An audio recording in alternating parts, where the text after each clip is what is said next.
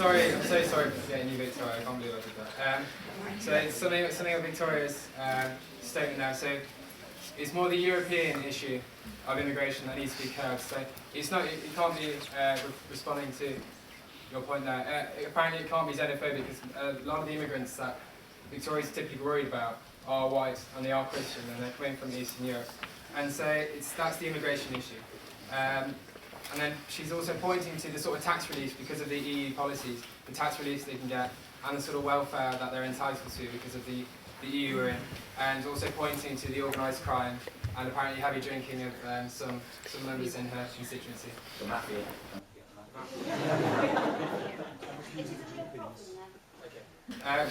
So we'll now take questions from the floor, so please put your hand up and we'll try and get as many questions in as possible. Yeah, just try and see. Yeah, could the panel discuss the jobs market, specifically if you're either low skill, low wage, or if you're a graduate that's wanting to get a graduate job in the country, and how immigration might affect that? Yeah, I mean, well, obviously, for a start, don't go to Boston. You won't be able to till the land the way you want. Especially with the, firstly with the gangmasters and the mafiosi, and that's if you dodge the drink drive. And don't forget the rising floodwaters as well.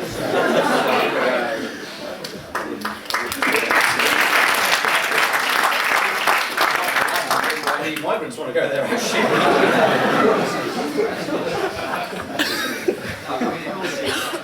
In all seriousness, obviously, there are. I'm trying to be serious.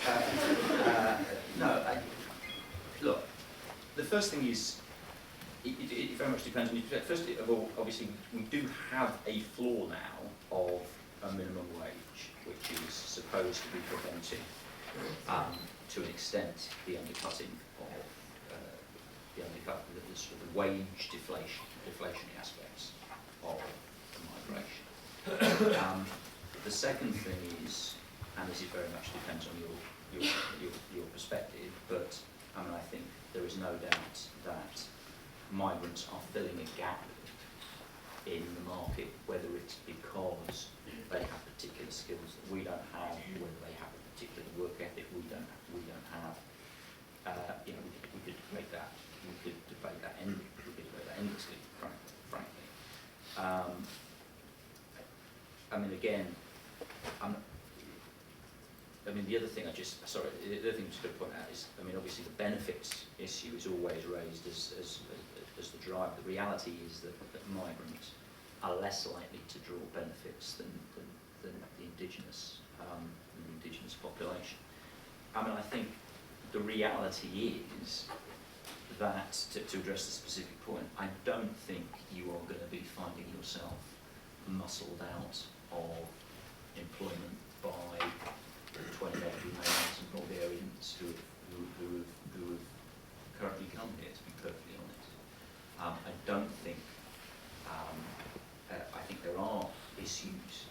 24 Romanians. Is it 24? According to the Romanian ambassador. 24, not 20. He would say that. There may have been another who snuck in while we started the debate. I think that, the significant wave of migration that we saw with the Polish influx of migration may have had an issue, but the reality is that sort of influx has now, to an extent, subsided. So I can't really buy into this great employment crisis, if I'm being perfectly honest with you. I would just say there is a statistical impact on the lowest paid, as far as I understand, of the influx. But of course, the whole idea of graduate employment generally, I mean, the big problem here is about the government putting masses of millions and trillions into quantitative easing as the only means of trying to revive an economy that has been destroyed because of a bubble. These are the reasons structurally of employment in this country. Why immigration is being brought in to talk about employment or the economy at large. Immigration has a marginal impact on the employment chances of all of you guys, or the students at this university. It's about the macroeconomy and how we cope with the legacy of the terrible bubble in the city. Oh, Victoria, would you like to respond? Yes, I would. I'm very saddened, is it Dan, It is. who ridiculed my hometown where so many people are suffering from the effects of migration with unemployment and all the other problems. It is not a laughing matter, and I may say I find you offensive in making it humorous. These are real people that are suffering because of it. And I'm sure in the metropolitan elite circles you inhabit, there is no problem. I'm not talking No about... migrants in my bit of Lewisham. Never seen one. Never seen one. We get drunk drivers Right. and so Let's keep to the questions. I'm taking this a And serious drunk. matter, this. Because if it's happening in Boston, with the influx we're getting, it's going to happen in a lot more places. I'm showing you from personal experience what's going on there. There's no gap in the job market. Generations have been working on the land in Boston and they're displaced because this minimum wage business isn't taken any notice of by the gangmasters. They can undercut the locals. That's the reality of what's going on. Why don't the police enforce? Why don't they enforce the minimum wage up there in Boston? Have you actually lived in Boston? No. Have you actually seen the way the gangmasters, they Shouldn't the operate? government, since there are only 35 They- people in the country monitoring No. minimum wage, they should have more people and they should be out there. They Let's operate, listen to they are Victoria. registered in the countries where the migrants come from, so it's actually quite convenient for them to operate in this country in that way. And as I say, they are given lessons on how to draw benefits by the same people. It's not just gangmasters, but it's also our government apparently help them to draw benefits. This is absolutely crazy. Don't stop the migration, stop that happening then.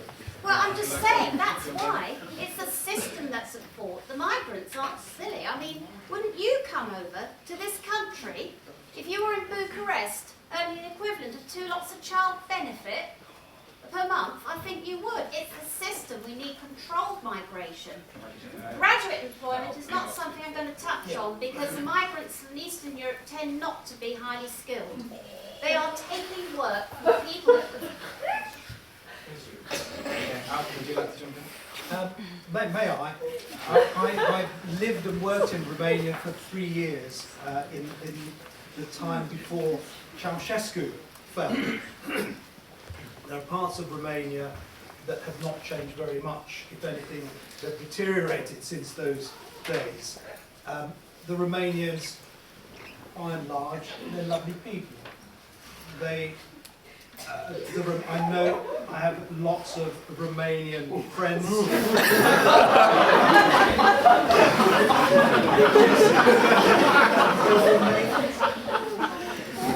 Listen,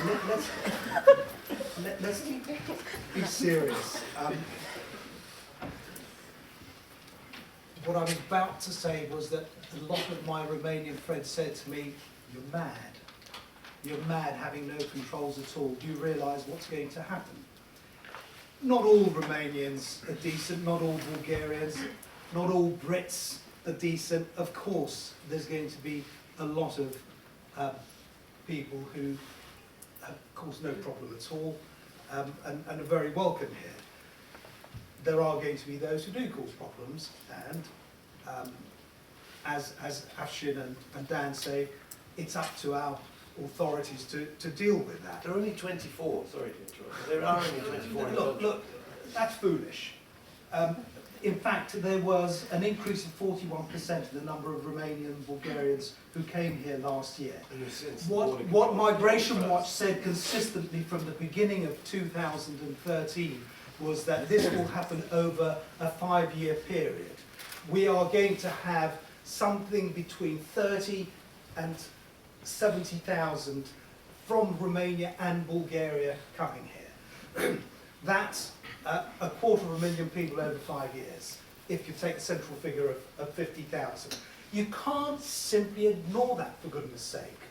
It's no good saying xenophobic, race, let's not discuss this. This is an issue at the moment that most politicians, when it comes to, well, come on now, don't be patronising, please. This is what politicians find when they knock on doors whether it's Labour. Xenophobic means from a different country, by the way. Not It's from the Greek word meaning foreigner, xeno. Yes, I'm well aware of that. Yes, it's phobic Not means being Christian afraid of ones. them. No, we're well aware. We know what xeno means. We take another question from the floor. One last point on this was about employment.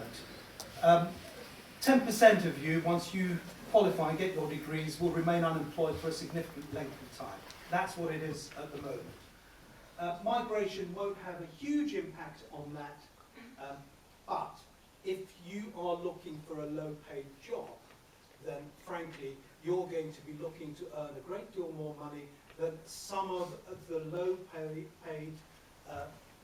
people who take jobs in this country, who happen to be around the 20 mark, who happen to need a bit of extra dosh because they're studying here, and they're actually well motivated and well qualified, and in London anyway, employers tend to take them rather than the 16, 17-year-old who's looking for a job and working his way up in an organisation. Okay, there's another question. Yeah. My question is to Alfred and Victoria. We've had talks about overpopulation since about the time of Thomas Malthus in the early 19th century. If Britain could survive the Industrial Revolution that had such a huge increase in population, if it could survive the Victorian period, if it could survive the huge increase in population after the Second World War, why is it suddenly now that we're not going to be able to cope with the rising numbers? Like, I'm from Newcastle. We've had a big influx of immigrants after the Second World War. So the City Council just extended the city boundary to the west and then built houses there. Why is it such a huge problem if only 1% of land in the UK is built on? Why can't we just build more houses, more schools, and more hospitals? First of all, immigration as it stands at the moment is totally unprecedented. Of course there's been immigration into this country, and immediately we're into the argument, is immigration good or bad? That is not what the debate is about.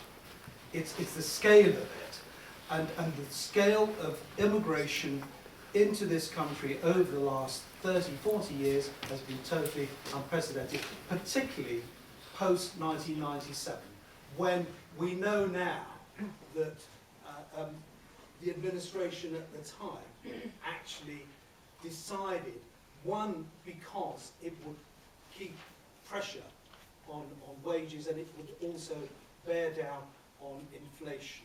So it was considered to be a good thing, and that's why the actual numbers shot through the roof and we got to a net migration figure of 250,000. Victoria, would you like to? Yes, I'd also say that we have never, ever had such a massive influx like this in our history. I'm descended from refugees, Huguenot refugees, but I'm not against immigration, but it's the sheer uncontrolled numbers that are coming here. I challenge you to come to places like Boston and see what's happening. And don't laugh. It's very easy to laugh and be complacent in a nice university setting, but the reality is grinding if you're living amongst it. Really unprecedented. Would you like to answer the question, Joe? How can it? Well, I completely agree with the question, but how can it be unprecedented? Well, it is. It's Sorry, factual. it's factual. proportionately. Are you telling me in 1066? You're telling me in? I mean, obviously, it is not unprecedented proportionately to the British scale is population or the English unprecedented. population there, The or the scale county is population. unprecedented. It can't be, can it? There wasn't anyone here before humankind left your age. I mean, it doesn't make any sense. Are you saying since 1950? It is not unprecedented. We've had way bigger amounts of immigration to this area, this country, and this region. It's The nonsense. foreign As for why we're population doubled please, go between on. 2001 and 2011. I think it doubled. I think We had 4 million. it You went tell up me by when 1,000 tell me between when the in history we 5th had that sort of Between the 5th number century and coming the 6th century, No it nonsense. went up by 200 let's times. Can I just tell you one thing, though, Victoria? You're talking about Boston and why we're laughing at that place. We're not laughing at it because we don't like the people of Boston. We're laughing at it because you've described a place which is a kind of dystopian vision of the worst place in the universe. I never said, excuse me, I We never don't said hate the that. people of Boston. It is a wonderful place place to live. How can they? It's a wonderful place to live. And curbing immigration isn't going to help it either. I am not knocking Boston. I am trying to show it as an example of what happens with uncontrolled immigration. It is becoming an unpleasant place to live in parts for the poor, working classes who traditionally worked on the land who can't now. Boston is just one place as an example, and I wanted to use an example of where I lived and in the area I'm a councillor of from personal experience. I'm not sitting here reading books about other places where I'm sure there's similar things happening. I'm talking about cold hard reality, not on an ivory tower, in media circles. Thank you very much. Thank you. Dan, would you like to respond to the question? Yeah, sorry to rush rapidly back into my media ivory tower, but I've actually written about this. The problem is is what I've described as that, you know, we are living in the tyranny of the present, or the exceptionality of the present, which is whatever is happening now has never happened before. Nothing like it has ever happened before. Whatever happened again, we're the only people experiencing it. The problem is, if you actually look back through this debate, you know, Enoch Powell was identifying this terrible, unprecedented wave of immigration that we were experiencing in the 50s and 60s. You know, the BNP, when they were at their peak in the 70s, were supposedly plugging into this unprecedented wave of immigration. The Polish immigration that we saw post-97 was this unprecedented wave of immigration that we've never seen before, never experienced. The 28 Romanians and Bulgarians that we've seen since the start of the year, this is the latest wave of unprecedented immigration that we're experiencing. You know, there is always this as I said before, this moral panic about what we are experiencing now. And I'd just like to ask the question. You know, I mean, Victoria said, of course, why wouldn't they want to come? And saying about this sudden, 50,000, 70,000. I mean, genuinely, where are they? I would just answer, where are they? Where is this wave? Why aren't they here? You've actually answered your own question. You do live in an ivory tower. You haven't lived amongst the people that are surrounded and displaced by the sheer numbers. That is obvious to me. Respect. I mean, apart from the fact they're all going to Boston, I mean, seriously, where are all these people? I'm just asking a simple question. Dan, These are can I answer politic that? visions. Can I answer that? Please. As you mentioned the Romanian ambassador, with whom I have a bet of a bottle of champagne, even though I'm a teetotaler, that over the next 5-year period we will have the sort of numbers that we believe will come here. Now, the ambassador saying only 24 have arrived. I'm not sure what he bases that on, because as the former ambassador, I know full well that if people come to the country that you're serving in from your country, the last thing they're going to do is come to the embassy and say, hello, I'm here. This is not, I mean, we're coming towards the end of February, for goodness sake. I'm not sure who expected an influx on the 1st of January, that they would board on planes or line up across the channel to get on planes to come here. No, we did not say that. People like you said that and then destroyed our argument by saying, you see, it didn't happen. Would you like to come back? Yeah, I mean, firstly, with respect, we were told that there would be this huge wave of immigration post the lifting of borders on. Who said that? Tell me who said that. Well, you could people start. No, they didn't. January 1st. Yes, That was why all the media. That's why Nigel Farage. Migration Watch, who were the only people who made this sort of forecast, we said consistently, no, they will come in the medium term. These are the sort of numbers. But that's neither here nor there, really. Well, no, it is right. It isn't, because it's foolish to suggest, look, they're not here. But The same thing happened in 2004, frankly. With respect, with respect, we're being attacked if we're being a little bit facetious, but now I'm putting away my facetious hat. I'm just asking you a specific question. You've made very specific figures. You've made a very specific estimate between 30,000 and 70,000. You've gone to the median point of 50,000. Yeah. What I'm saying is it's quite clear. There was a report from Independent on Sunday where an assessment was done in which various the airline operators, the coach operators were all asked had they seen an increase in their passenger numbers post the removal of the transition controls, and they all said no. It's quite clear that this mass influx that was predicted has not materialised. And all I'm asking you, as someone who was you know, some would say pluck this figure out of the air. I'm just asking you, why is it that we have not seen an increase in migration from these countries today? I'm just asking what the Well, reason. I'm not sure that we haven't. The first, Certainly wait a minute, the first, I mean, it's, Okay, what it's evidence- silly to let me suggest firstly, what to evidence do a do you Keith have that we have Vaz seen? or a Mark Reckless and go to Luton Airport on the 1st of January to wait for them all to get off the place. I mean, that's just silly. It's facile in the extreme. What we have said is that in the medium term, these are the sort of numbers that are Well, going why to in the come in. medium term? What are they waiting for? Because that's the way it happened in 2004, when everyone said, Migration Watch were wrong again.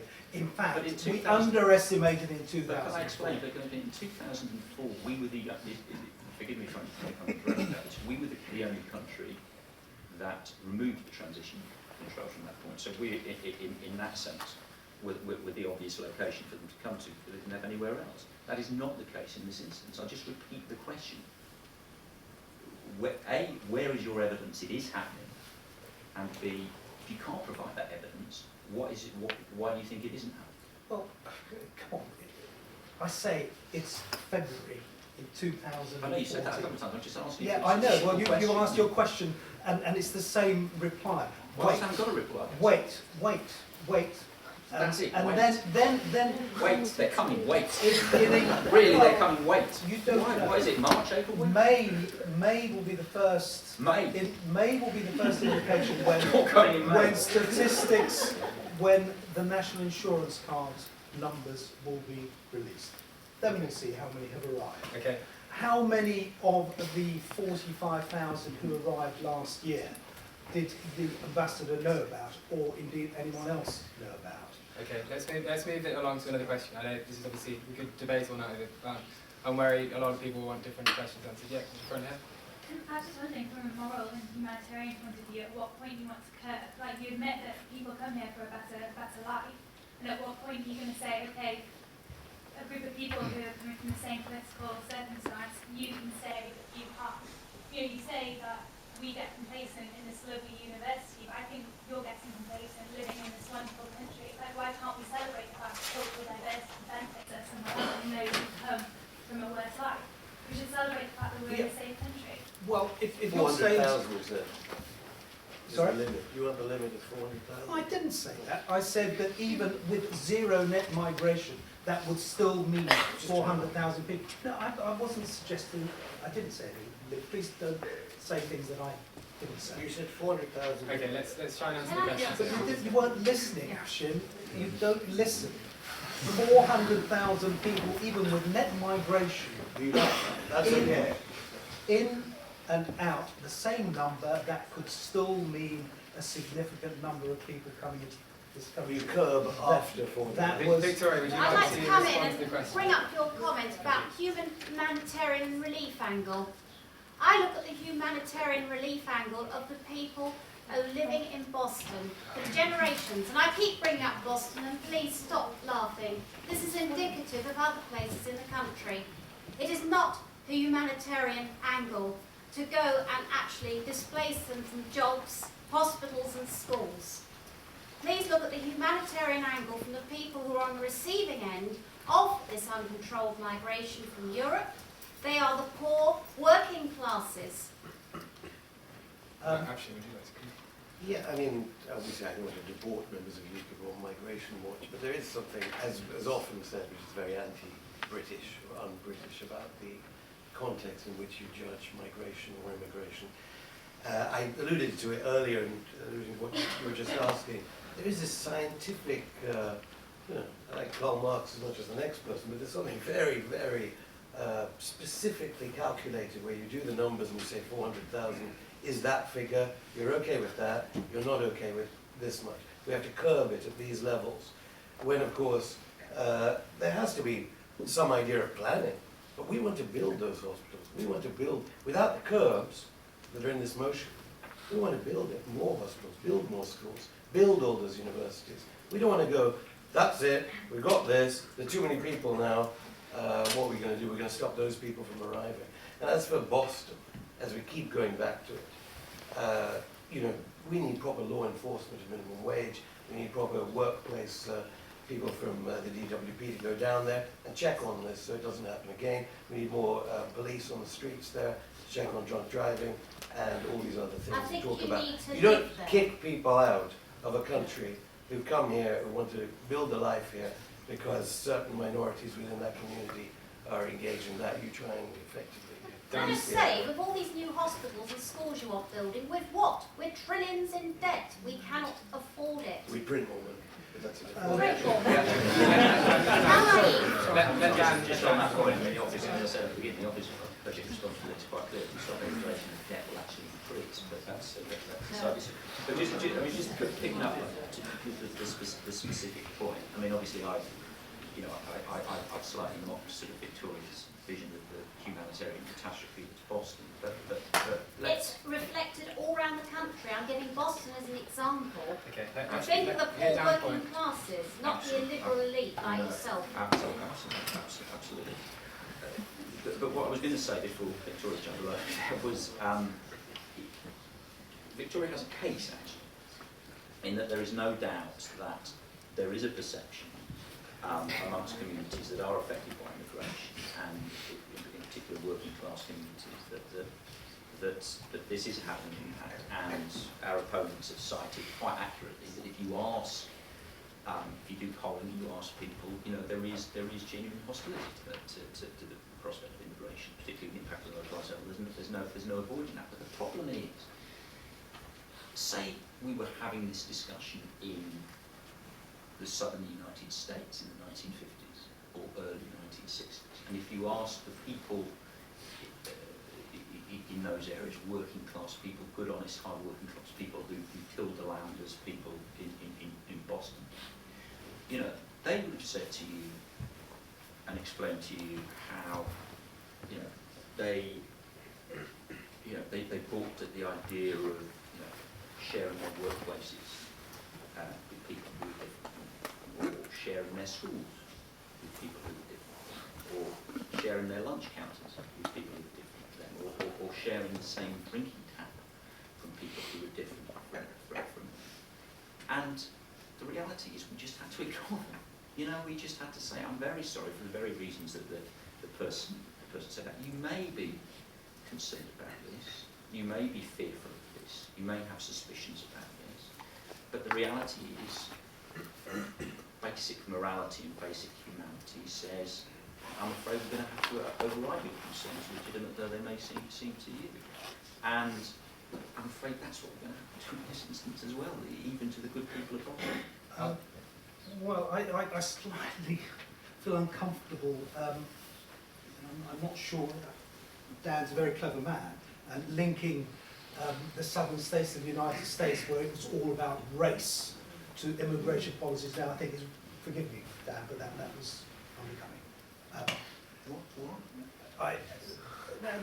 It's just unnecessary to It's suggest. unbecoming. You can say that's very good. It's unbecoming. I'm asking you, why is it unbecoming? Well, I find it slightly offensive, frankly, that you're suggesting that somehow this is about race. It is I'm not. not suggesting it's about race. Well, that was the implication. But was I wrong? Yeah. Yes. All No, right. let me. I'd say You challenge me. Let me explain what I said.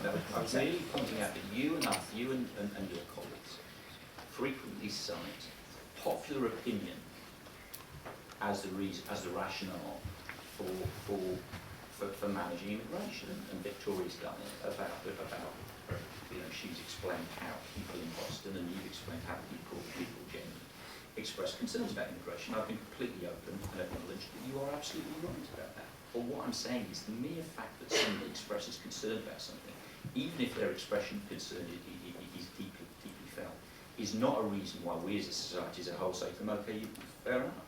That's the point I'm making. I'm not accusing anyone of racism. Well, No, if I wanted to accuse you of racism, I would accuse you of racism. I'm not saying that people violent on this stuff. I'm not suggesting that I will refuse to work with a Romanian or a Nigerian or whoever.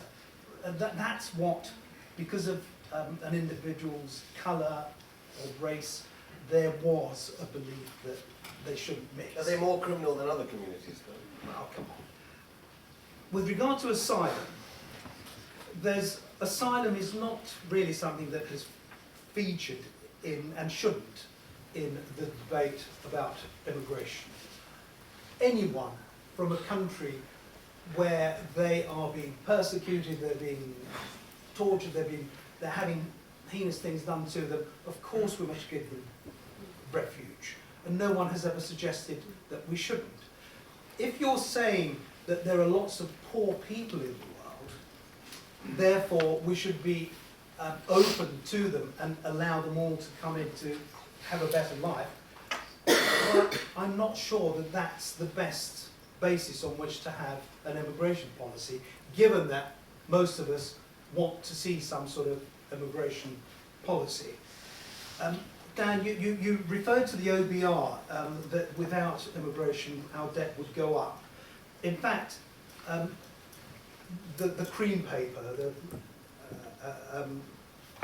Centre for Research and Analysis of Migration that came out, UCL paper not so long ago, that had some figures in it which actually were quite interesting, because if you look at migration between 1995 and 2011 as they did, all migration, in fact, on their figures, and it was in one of their addendums, there was 95 billion more out of the exchequer, if you like, than actually came in overall. They then picked on the last 5 years, and specifically on EU migration, made some extraordinary assumptions and said that was, in fact, a net contribution of 22 billion, something like that. You don't think immigrants are a net contributor to the exchequer in this country? No. Really? No, certainly on those figures they weren't. No. On the Cream's Peer-reviewed, all of the on research Cream's shows. figures, no, they were not. Okay. At best, in 2008, the House of Lords Committee on the Economy came out with a report that suggested that it was marginal. The UCL report was unequivocal, obviously. It referred to 95 billion. So why the Office of Budget Responsibility making it up? Well, I don't know whether they're making it up. Robert Chope was at the Select Committee in January. He was asked this specific question: if we did introduce immigration curbs, should that have a negative impact on growth or a positive impact on growth? And he said, if we introduce immigration curbs, that will have a negative impact on growth and will increase the debt. So Robert Chope said that without any questions about what he based that on, what the assumptions were. Yeah, so it's just a treasury model which I think is flawed, and a lot of people believe is flawed. But nevertheless, the fact remains that overall there was a cost for migration. I'm not suggesting there shouldn't have been that migration, but the fact was that saying that having a large-scale immigration into this country is going to pay for our old age, is going to staff our NHS, is just simplistic. Okay, so I'm going to jump into Twitter here. So someone's asking a question to the opposition here. So if it's so easy to create jobs for immigrants, why is unemployment above 7% such a huge issue? To me? To the opposition here. Well, unemployment is, official figures show they're very low. Unemployment's down. So is the idea that because we've had so much immigration, why is unemployment so high, is the question. Ironically, if you compare with the 1980s and our position, believe in economic cycles the way the economics department at York University probably does, it's doing quite well, isn't it? And perhaps one could ascribe that to immigration. I mean, we have all, it was also the case when we had the first wave of Polish migration in the early 90s as well. that again, That coincided with a decline in unemployment and a period of what, like by today's standards, appears to be a period of unprecedented economic growth. again, Victoria is right, anecdotally, because it hits the lowest paid in this country, immigration, at that end. Yeah. Whereas on every other sector of society it benefits it.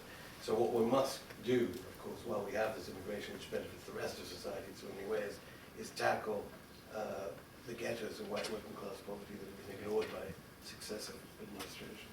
And do you think the immigration of sort of EU migrants, because why do immigrants go to Spain the same way they come to the UK? Because obviously unemployment in Spain is so high. So do they only come to the UK to get these jobs, and therefore? No. In Spain, a million Romanians went to Spain in 2007, a few years after that, after Spain opened their economy before we did. Of those millions, something like 30% are unemployed. Very different arrangements. The same in Italy. There's a similar number of Romanians and Bulgarians in Italy, not quite as many as in Spain, but again, high unemployment. And if you look at those coming here from Italy, from Spain, from Portugal, last year there was a significant increase on 2012, between 40 and just over 50% of those coming here for work. It's only 7% in Italy. Sorry? 7%. What? Foreign born in Italy. Figures compared to 10 years. Well, whatever. I'm just saying that of the Romanians and Bulgarians that are in those two countries, a lot of them. What is it about Romania and Bulgaria that you have this thing about? Because they were the issue that everyone centred on. You brought it up about where are they? Wait till Well, May. Wait till May. But what is it about in May Romania? we will have in May the first evidence. I say that's actually a fact, and we will see then. That will be the first indication of what has been happening. Thereafter, in my view, knowing Romania, knowing Romanians well, I think that they will, if anything, we have underestimated the numbers who will come here.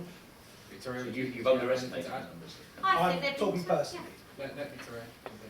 Right, I believe we have underestimated it. We're only reliant on the numbers coming in through censuses.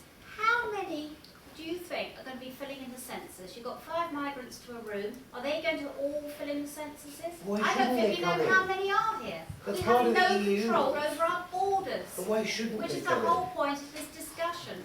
But surely they should come in. No, The motion is we keep saying, and then they'll come in. But that's what we say. I mean, that's good, isn't it? The European Union. Why Romanian and Bulgarians you don't want in, but French people as many as they like? We are saying what is happening, Afshin. We're not saying reality we're check. not saying no Romanians or Bulgarians. That is, in fact, what is going on. There are also, want to talk Ceausescu about... was pretty bad, in fairness, and you were there during that time. Maybe you think of the AIDS crisis. Yeah. I was tinged with something that rubbed off. The fact is that the European Union, I think we have an awful shame if come the referendum, whenever we get it, that the decision is made on the basis of whether or not it's going to mean more migration than we've been experiencing. And that, the fact is that the European Union was constructed initially for a handful of countries. What we have now, 500 million people, with 100 million of them actually significantly different economic circumstances to the rest of us. That produces an imbalance. That is what, well, I'm not sure what prompts that smile. Because Germany and Britain were quite different at that time, wasn't it? Well, the Germans actually have similar qualms, actually, whether they admit it or not. I also served in Germany, by the way. Okay, so we're going to have to take our final 2 questions because we are running out of time. So we'll take 2 questions and we'll go to each panellist to sort of sum up their argument, round it all off and have their last sort of, hurrah. So we'll take 2 questions. So we'll take one at the front here and right at the back over there as well. So we'll take yours first. I think it's kind of hard to deny that there is a xenophobic element, or at least a very a significant portion of the xenophobic support for abolitionist kind of argument, and I mean that's been demonstrated countless times. I mean, even Victoria has been on video saying, "Yeah, take them all out." There's been, you know, you look at any EDL type protests, lots of xenophobic and even some, they are saying racist, you know, incidents that it's difficult to rule out. Okay, and can we take the question at the back as well? I was just going to point out to Victoria's point. The reason why we laugh at your point on Boston, it's not because it's funny, the humanitarian crisis, unquote, on what happens to Boston. It's because you're actually perpetuating the stereotype of foreigners that come in. I live in Gillingham, for example, and I worked in a factory, despite my fancy degree in an ivory tower. And interestingly, I was actually opposed to the motion of the idea that British working class people do not work hard enough. But right in that factory there, on the radio came Jamie Oliver's statement in the summertime. And right there was almost like a truth of what he was saying, that working class British people were not working as hard as the Eastern European migrants, which I did not find to be true. But right there and then, it seems to be true, just because this is what they heard so often. But my main question was this: is there a case for having a lottery system for rich people who can invest about 2 billion or 2 million in the UK to get visas, whilst working class people or working people from other countries cannot get visas in the UK? Okay, we'll go in order of the way everyone's stood up. So Dan, would you like to start? I might do my summation here as well. If you could, just try to incorporate it in. Well, I mean, I think the reality is, to answer that question, I think if you've got that amount of money to invest in the UK, you're going to come in anyway. I mean, that's the reality. Sorry, what was the other? There was a previous point as well. About the racism stuff. Yeah, I mean, I think fortunately, you know, as I said, you know, objection to immigration is running at, you know, or concern about immigration is running at 40%. We don't have a country where 40% of the country are you know, racist EDLs supporters fortune.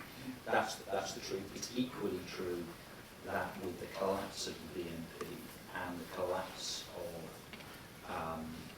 the EDL,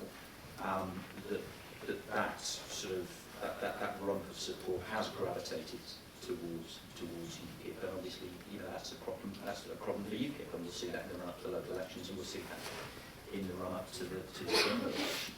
I mean, just to conclude, I mean, I'll just go back to what I said in my opening remarks. I mean, obviously it's entirely up to you.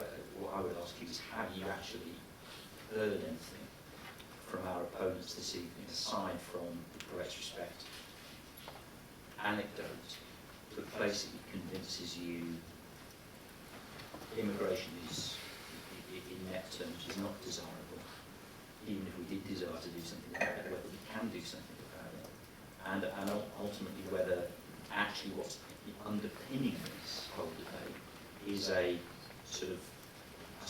slightly, you know, cultural, moral panic that, frankly, I, as someone who's originally proud British, doesn't really recognise and doesn't really associate with the country and the community that I live in.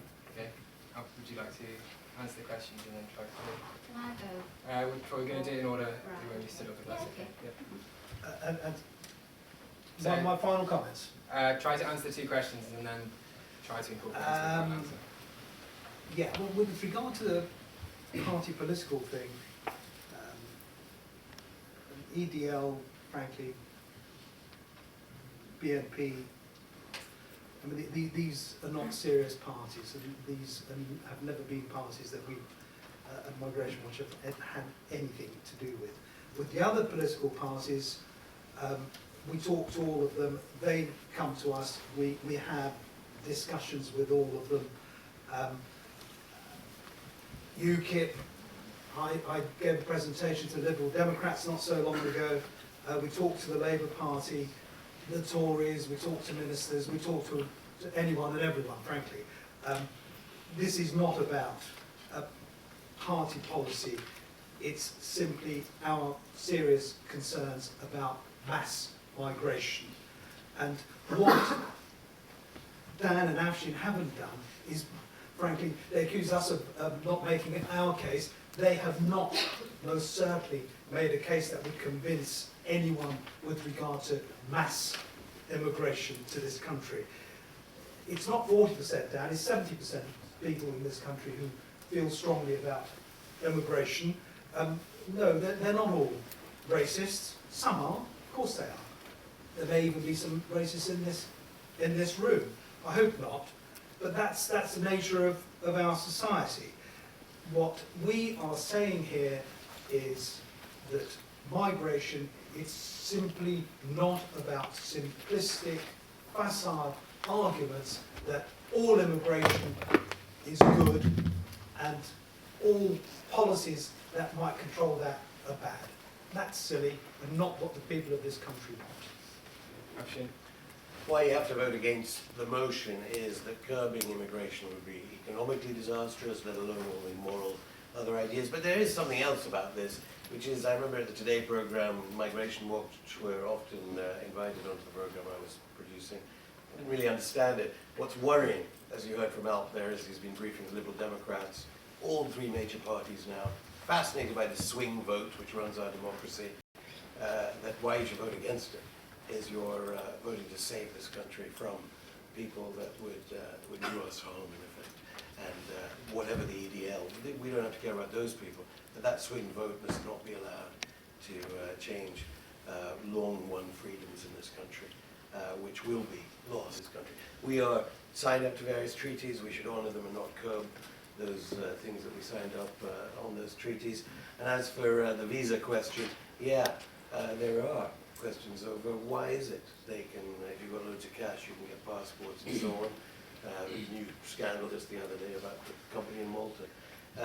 No doubt they'll be raising the terrorism issue, not with those rich people, but with the poor again, let alone all their other ignorance, which is infecting our democracy at the moment. okay, Victoria? I take great exception that this gentleman here lobbed UK Independence Party with the BNP and the EDL. We are nothing like them. We are not racists. We have councillors and candidates and members from all creeds, backgrounds and many immigrants. All I will say is this. UK Independence Party is increasing in popularity because the main parties don't care about the needs of the indigenous population and the immigrants that are already here. They're equally worried about what's going on because they're being squeezed out. And I'd like to say that we would be better off if we came out of Europe completely, in fact, then we wouldn't have a lot of the immigrant problems we've got. And the other thing is, for your gentleman at the back there, you advocate a point system for visas. That's exactly a very good idea. I never. No, he didn't. I never. It sounded like it. No. It sounded like it. But a point system, so people come here that will benefit our country, is not a bad So idea. that is the debate over. That's the numbers. So 28 were in favour, 79 were against, and 13 people abstained. So could I ask one of the members of the committee to come up and try and help me? Yeah. Could those who are in favour of the motion please put your hand up? So those who are in favour of curbing immigration, please put your hand right in the air and we'll try to count you.